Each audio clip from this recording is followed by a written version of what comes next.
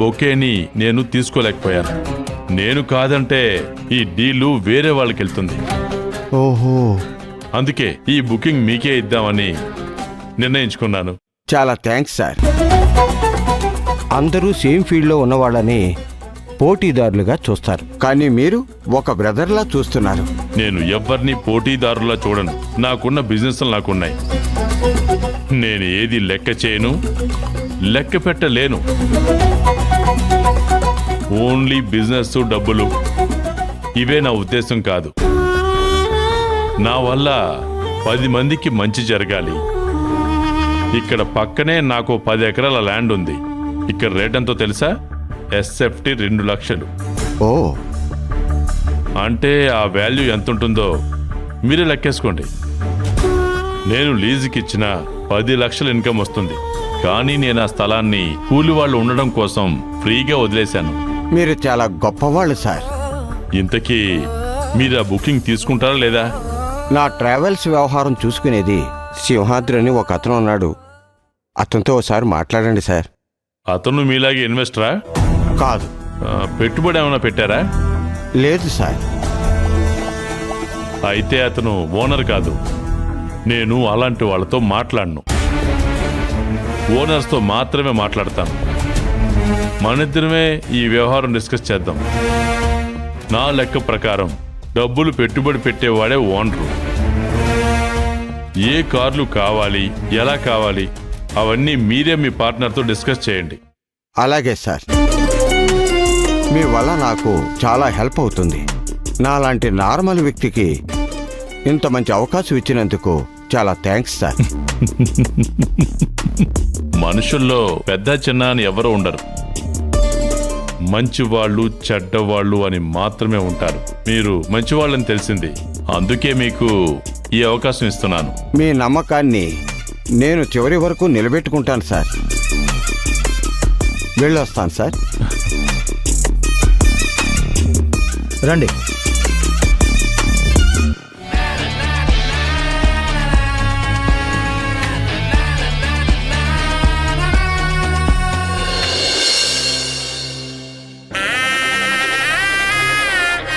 ఈరోజు స్కూల్కి సెలవు. ఈరోజు స్కూల్కి హాలిడే ఇవ్వమన్నారు.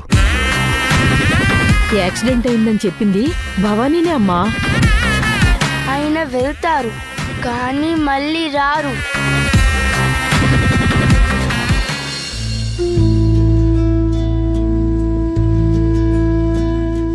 శివగామి,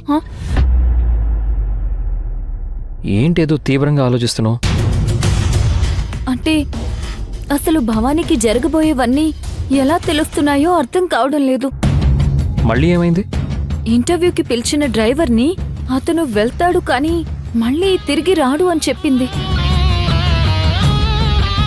తను చెప్పినట్టే ఆ డ్రైవర్ యాక్సిడెంట్లో చనిపోయాడు. ఏదో నార్మల్గా చెప్పుంటుంది. నార్మల్ కాదు అర్జున్, వ్యవహారం చాలా అన్యాచురల్ గా ఉంది. యాదృచ్ఛికంగా జరిగిన వాటన్నిటినీ నువ్వు భూతద్దంలో చూస్తున్నావు. యాదృచ్ఛికం కాదు. Calm down Sivagami. ఇంకోసారి ఇలాగే జరిగితే తెలుసుకునే ప్రయత్నం చేద్దాం, సరేనా?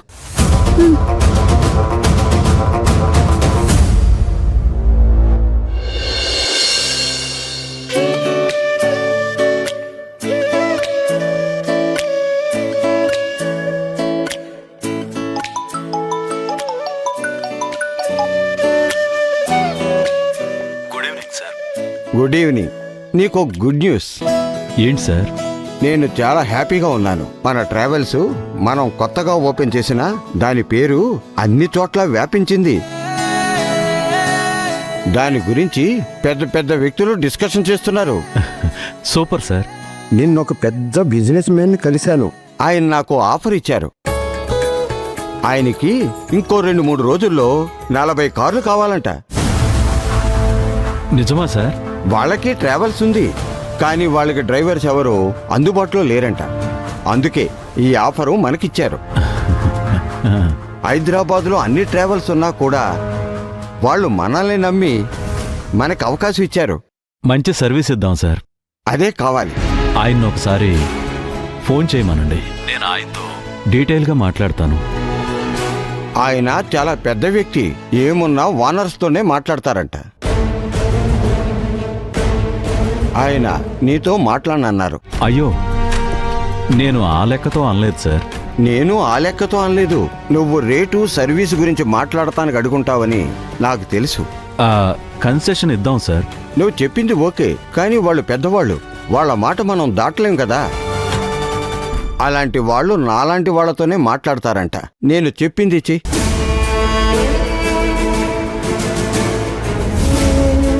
వాళ్ళు పార్టీ నెంబర్ నాకు ఇచ్చారు. నువ్వు పార్టీ వాళ్ళతో ఒకసారి మాట్లాడి వాళ్ళు ఏమంటున్నారో నాకు చెప్పు. నేను ఆయనతో వివరాలు చెప్తాను. అలాగే సార్. సరే, ఏ విషయం నాకు చెబితే నేను సార్కి అప్డేట్ చేయాలి. పార్టీ నెంబర్ పంపండి. ఓకే.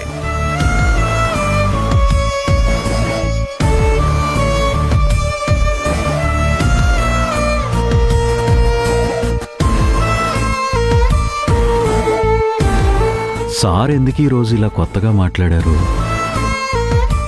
ఎప్పుడూ ఇలా మాట్లాడలేదు. ఆయన మాటల్లో చాలా మార్పు కనిపిస్తుంది. ఏం జరుగుంటుంది? ఎవరా కొత్త వ్యక్తి?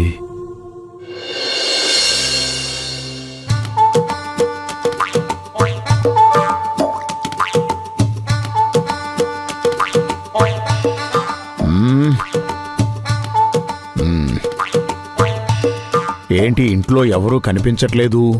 ఇన్ని రోజులు నేను ఫోన్ ఎత్తలేదు, ఇటువైపుకి రాలేదు.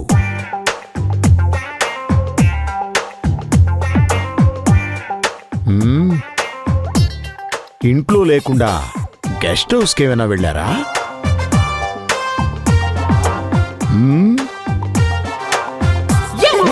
ఏయ్! ఏంట్రా? ఇన్ని రోజులకి ఈ ఇంటి దారి గుర్తొచ్చిందా? పూర్తిగా నల్లపోస అయిపోయావు. ఇంటి ఛాయలకు కూడా రాలేదు. అది ఏంటంటే రావణ్ బాస్. ఓహో, పెద్ద మనిషి ఓ, కారు తెప్పొచ్చినట్టున్నారు. కూర్చోండి. సారీ బాస్, మీరు కాల్ చేసినప్పుడు నేను ఫోన్ ఎత్తలేని పరిస్థితుల్లో ఉన్నాను. ఏంటో ఆ పరిస్థితి? ఆ రోజు నన్ను వీధిలోకి నెట్టి తలుపు వేశారు కదా, ఆ డాక్టర్ నెంబర్ ఎలాగైనా తీసుకోవాలని నిర్ణయించుకున్నాను. వెళ్ళి రుద్రానికి చెప్పాను.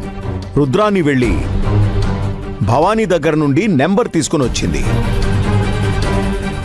ఆ తర్వాత ఆ నెంబర్కి కాల్ చేస్తే తప్పుని సరిదిద్దుకోవడానికి ప్రతి ఒక్కరికి అవకాశం ఉంటుంది. అది సరిదిద్దుకోగలిగితేనే మనుగడ, లేదంటే మరణమే.